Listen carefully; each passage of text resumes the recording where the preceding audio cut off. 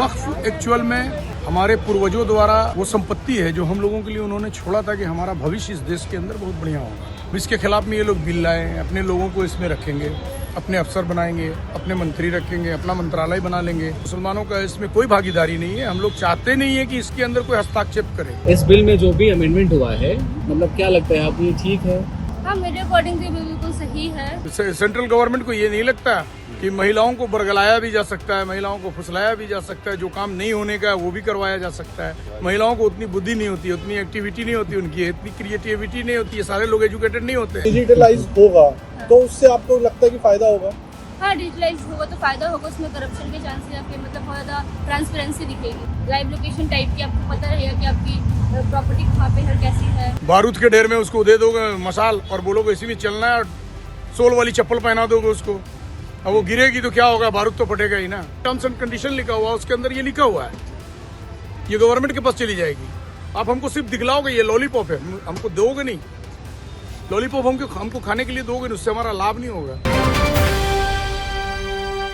वक्फ board के नए कानून बनाए जा रहे हैं, ये गलत है। गलत इसलिए है कि पिछली सरकारों ने इसमें कोई हस्ताक्षेप नहीं किया, कोई मुदाखलत नहीं करी, इंटरफेयर नहीं किया। लेकिन जब से बीजेपी गवर्नमेंट आई है, ये मुख्यतः देखिए तो मुसलमानों के पीछे ही पड़ी हुई है ये गवर्नमेंट। वक्फ एक्चुअल में हमारे पूर्वजों द्वारा गिफ्ट किया हुआ वो संपत्ति है जो हम लोगों के लिए उन्होंने छोड़ा था कि हमारा भविष्य इस देश के अंदर बहुत बढ़िया होगा। ठीक है, अब इसके खिलाफ में ये लोग बिल लाए, अपने लोगों को इसमें रखेंगे, अपने अफसर बनाएंगे, अपने मंत्री रखेंगे, अपना मंत्रालय बना लेंगे, वक्फ को अपने अंडर में ले लेंगे, अंडरटेकिंग कर लेंगे। ठीक है, वैसे तो 60 to 70% इन लोगों के अंडर में था ही पहले से, गवर्नमेंट के अंडर में। लेकिन अब नए तरीके से नया बिल पास होने वाला है। आज जो ये लोग पार्लियामेंट में नए बिल को लेकर के पहुंच रहे हैं, आज सुप्रीम कोर्ट में इन लोगों ने बिल दायर करने की बात करी है, ये बिल्कुल गलत है। हम लोगों का कोई इसमें मशवरा नहीं है, कोई इसमें हम लोगों की सहमति नहीं है। हमारे प्रांत के लोगों का, खुसूसन मुसलमानों का इसमें कोई भागीदारी नहीं है। हम लोग चाहते नहीं है कि इसके अंदर कोई हस्ताक्षेप करे। हम चाहते हैं कि जो पहले से जो कानून बनी है वक्फ के बारे में, उसी को सही किया जाए, उसी को सुचारू किया जाए, उसी कानून को रहने दिया जाए। लेकिन अभी जो नया संशोधन आ रहा है उसमें इसी संशोधन को हम नहीं चाहते। मुद्दा ये है कि उससे डिजिटलाइजेशन हो जाएगा। आपकी जो प्रॉपर्टी है, वक्फ की जो प्रॉपर्टी है, उसका एक अभी तक कागजों में था, अभी वो डिजिटल हो जाएगा। आप एकदम ट्रैक कर सकते हो अपनी प्रॉपर्टी को। मैम तो डिजिटल देखिए, डिजिटल तो कुछ लोगों के पास था ही शुरू से। जो इसके कर्ता धर्ता बन के बैठे हुए थे सेंट्रल में, उनके पास तो डिजिटल था ही। हमारी कितनी प्रॉपर्टी है, कहाँ है, कौन कौन सी है, कौन से मदरसे आते हैं, कौन सी मस्जिद आती है, कौन सी कब्रिस्तान आती है, कौन सी प्रॉपर्टी हमारी है, कौन सी ईदगाह हमारी है। ये डिजिटलाइजेशन जो करना चाह रहे हैं ये अच्छी बात है, लेकिन संशोधन करके करना।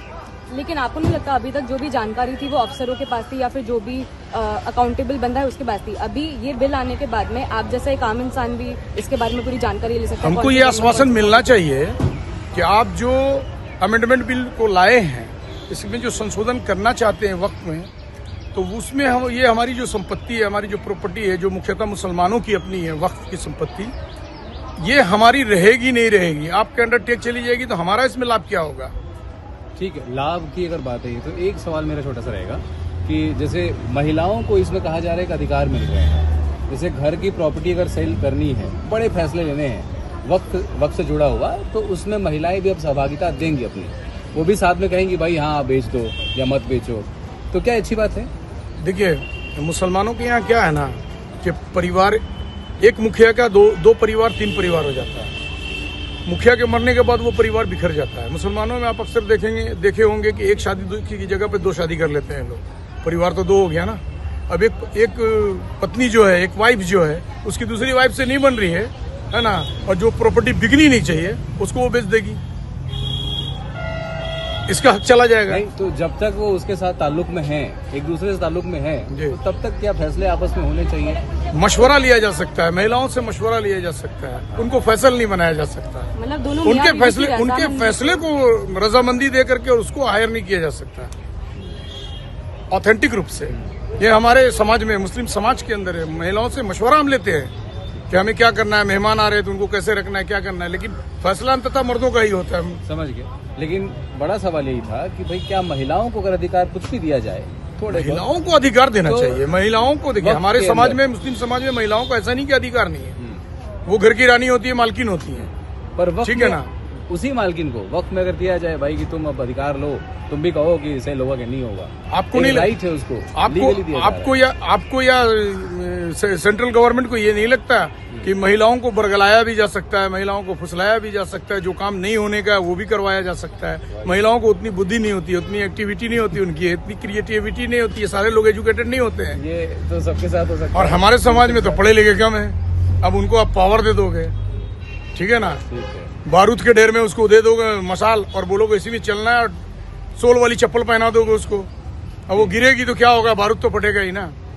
अगला सवाल है, डिजिटाइज किया जा रहा है आपकी प्रॉपर्टीज को। इस नए बिल के अंदर आपकी प्रॉपर्टी वक्त की जो भी है डिजिटली आप देख पाएंगे, कंप्यूटर से आप ट्रैक कर पाएंगे उसको। वैसे कागजों में पहले सिमटी थी चीजें, पर इस बिल में ये चीज लाया जा रहा है, ये अच्छी बात है। ये ठीक है, ये अच्छी बात है, लेकिन संशोधित करके इसको और कानून को बदलाव करके लाना, इसके पावर को अटर्नी को अपने पास रख लेना, ये भी है इसके अंदर छुपा हुआ। सेक्रेट में अगर आप जाएंगे, पीछे देखिएगा टर्म्स एंड कंडीशन लिखा हुआ, उसके अंदर ये लिखा हुआ है, ये गवर्नमेंट के पास चली जाएगी। आप हमको सिर्फ दिखलाओगे ये लॉलीपॉप है, हमको दोगे नहीं। लॉलीपॉप हमको खाने के लिए दोगे नहीं, उससे हमारा लाभ नहीं होगा। हम तो चाहते ही हैं कि डिजिटल किया जाए, इसको वक्त को डिजिटल किया जाए, हम लोग तो चाहते हैं। ठीक। अगला सवाल ये है कि ऐसा बिल में कहा जा रहा है कि 5 साल तक अगर किसी ने प्रैक्टिस किया है, जो प्रैक्टिस आपके रिचुअल्स होते हैं, प्रैक्टिस होते हैं धार्मिक, कहते हैं ना, जो 5 साल से मुसलमान है लगातार नियम के साथ, उसको ही वक्फ बोर्ड में सदस्य बनाया जाएगा, गलत, जोड़ा जाएगा। बिल्कुल गलत है। ना मैं मदरसा से पढ़ा हूँ, ना मेरे को पूरी कुरान आती है, लेकिन मैं अपने धर्म की पूरी बात जानता हूँ। क्या मुझे अफसर बना दोगे? पर क्या आप अजान करते हैं? हाँ, मैं अजान करता हूँ, नमाज पढ़ता हूँ। प्रैक्टिसेस हैं। नहीं, मैं रोजा रखता हूँ, और मैं आज से नहीं, मैं पिछले 35 सालों से रोजा रख रहा हूँ, नमाज पढ़ रहा हूँ। तो यही प्रैक्टिसेस अगर कोई कर रहा है, 25 सालों से मैंने दाढ़ी रखी है, टोपी पहना है, ये अपने धर्म का मैं धारण किया हुआ हूँ। ठीक बात है, ठीक है ना, लेकिन मेरी कोई एजुकेशन नहीं है। फिर मेरे को अफसर बना दोगे आप, वक्त का मालिक बना दोगे मेरे को फैसला लेने के लिए? ये तो मतलब ये गलत है, एलिजिबिलिटी है, ये गलत है। से एक पहला क्राइटेरिया ये है। आपने जो धार्मिक संशोधन कर दिया कि 5 सालों से जो मुस्लिम रीति रिवाज के साथ अपने जीवन यापन को करते चले आ रहे हैं, ठीक है, आप कैसे प्रूव करेंगे? आप कैसे प्रूव करेंगे? इस बिल में जो भी अमेंडमेंट हुआ है, मतलब क्या लगता है आपको, ये ठीक है? हाँ, मुझे ठीक लगता है। ओके, आप थोड़ा सा बिल के बारे में बताएंगे कि बिल कैसा होना चाहिए और जो बिल आया है वो आपके लिए सही है क्या? हाँ, मेरे अकॉर्डिंग तो बिल्कुल सही है, क्योंकि इसमें वुमेन्स का भी पार्टिसिपेशन आ रहा है एक तरीके से, एंड और ठीक लगता है मुझे ये बिल ऐसा। और अगर डिजिटलाइज होगा तो उससे आपको लगता है कि फायदा होगा? हाँ, डिजिटलाइज होगा तो फायदा होगा, उसमें करप्शन के चांसेस या फिर मतलब बहुत ज़्यादा ट्रांसपेरेंसी दिखेगी। अगर आपको लगता है कि आपकी प्रॉपर्टी जियो टैग होगी तो उससे क्या फायदा होगा?